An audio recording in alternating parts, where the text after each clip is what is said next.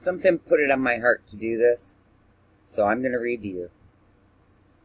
I used to do these videos long ago, but I don't any longer. I would like to if you don't mind. And if you do, just go to the next one or go. How to test for demons and how to get free. The Lord is good to us. Satan has hidden the knowledge of his presence, but once you know he is there, you can be free in a relatively short amount of time. It may take longer if you have more demons, but with the Lord, it is possible if you have a repentant heart and the right attitude. Checking for demons. The first thing that you need to do is find a quiet, private place with no distractions, music, or other interference. Then get very still. You want to listen to the thoughts that arise in your subconscious mind, which is where the demons live. The following checks will reveal their presence if you have any. You can do this by yourself, or you can have a trusted Christian friend or relative do the checks. You can do this on your own. If another person helps you, have them do the following checks while you are still and see what comes to mind. If the voice you hear is contrary, spiteful, or vulgar toward the things of God, they have shown their hand and given themselves away, then move on to the removal step. Demon check 1. Sing. Sing "Oh, the Blood of Jesus." If you do not know how it goes, look it up. Sing this song several times through. This song should greatly upset any evil entities living in you. Did you hear them in your mind? If you heard them, then they would say something like, "Shut up, stop that, stop singing that stupid song." They cannot stand to hear about the blood of Jesus. You will likely hear foul language as well. This is a sure sign that you have demons. Do not feel bad, most people do. "Oh, the blood of Jesus, oh, the blood of Jesus, oh, the blood of Jesus," makes your name, you say your name, as white as snow. Demon check 2. Praise God. Start praising the Lord. Praise Him over and over for different things. Be sincere. If you have demons, this will likely get a negative response in your mind. Demon check 3. Read the Bible out loud. Start reading it. If you hear negative responses in your mind, such as, "You don't believe that, that's stupid," or something similar, then you definitely have demons. Demon check 4. Do a physical scan and mental scan. Demons create a variety of bodily aches and pains. If you have something specific, you can address the entity with step 4 below. By the name of its function, for example, "Entity is giving me a headache. What is your name?" Demon removal. Step 1. Pray quick salvation prayer. Even if you believe that you have been born again, it never hurts to pray this prayer. "Lord Jesus Christ, if I have never invited you into my heart before, I am doing so now. Please forgive my sins and save my soul in Jesus' name." Step 2. Repent. Make sure that you have repented for obvious sins, things that you know are wrong. Step 3. Submit yourself to the authority of the Lord Jesus Christ. If someone's helping you, then both individuals should do this. Then ask the Holy Spirit to help you put pressure on any evil entities inside. Okay, step 4. Speak to the demon out loud. If you are alone, speak out loud. Or if you have a prayer partner, have them speak to the demon. The key is, when the demon speaks in your mind, vocalize out loud to the other person what you hear in your head. Even if it is offensive, it usually will be. Every time the demon speaks, you will speak out loud what you hear. You will basically be having a dialogue with the voice that you hear in your head. Then ask the demon a series of questions, or have your prayer partner do this interrogation process. Ask, "What is your name?" They rarely tell their name because it gives you leverage over them. You can move on. Ask them, "How did you get in?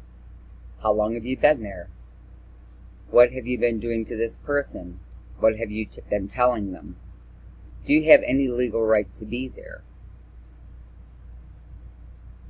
Sometimes you may get an answer too quickly. Sometimes they will evade you. The main thing that you want to make sure that you have done is to find out if there is some sin that you need to repent for before the demon can leave. If there is, repent. Then return to the dialogue. If you get no answer, proceed to the prayer below.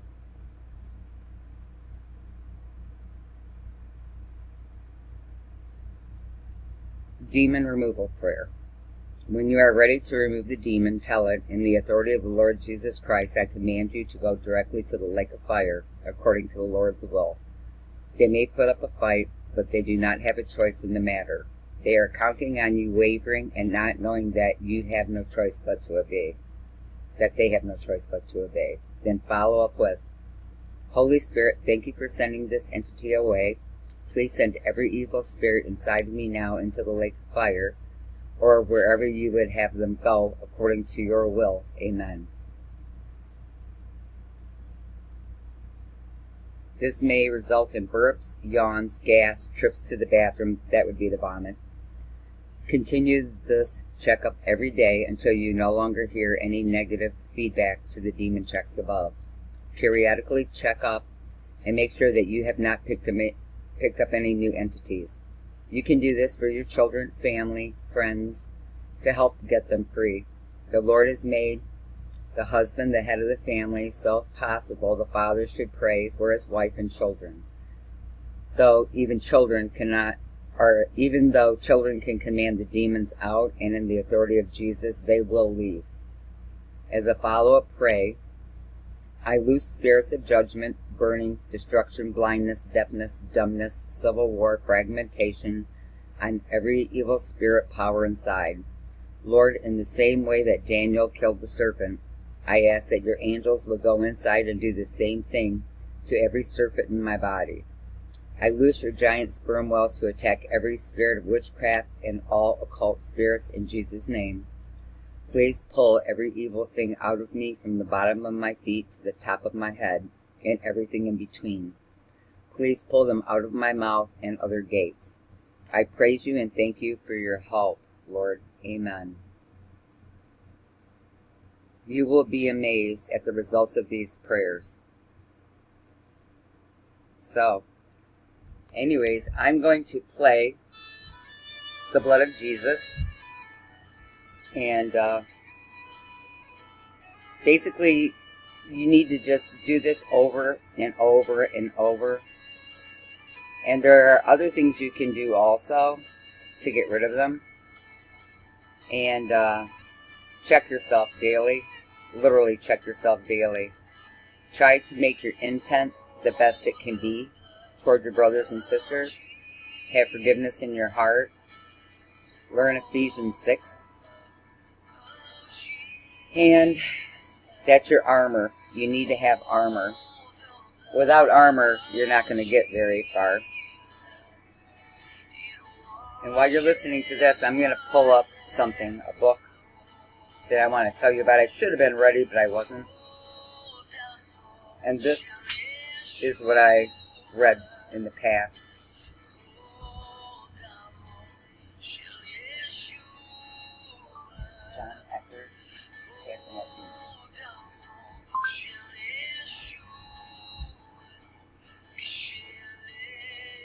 Oh, this is in Hebrew too.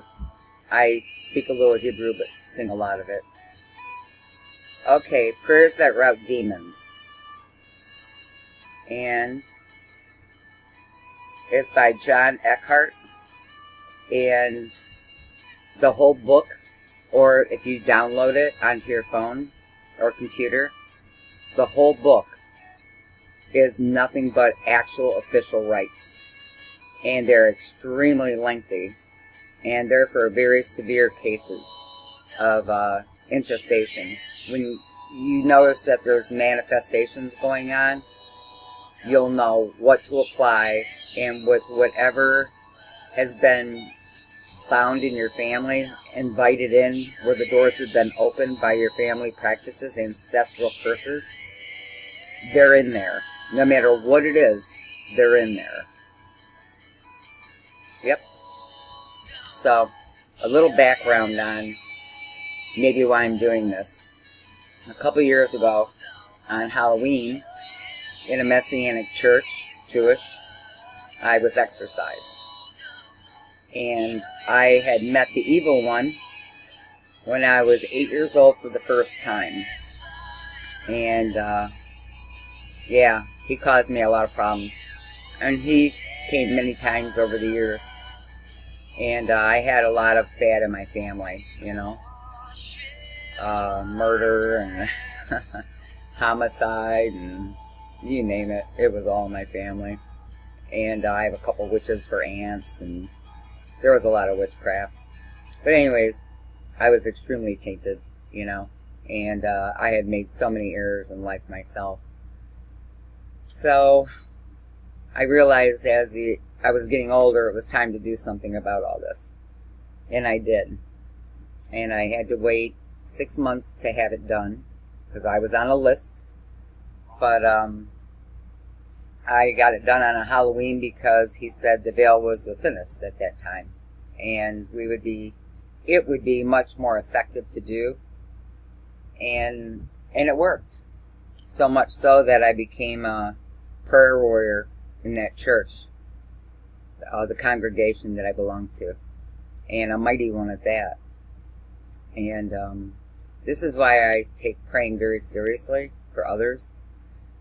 And when we all come together, you know, whether we're by ourselves or two or more, I'm telling you, we're a force to be reckoned with. Nothing can take us down. So, no matter where you're at, be thankful in your heart. Fight for your brothers and sisters who cannot stand on their own 2 feet.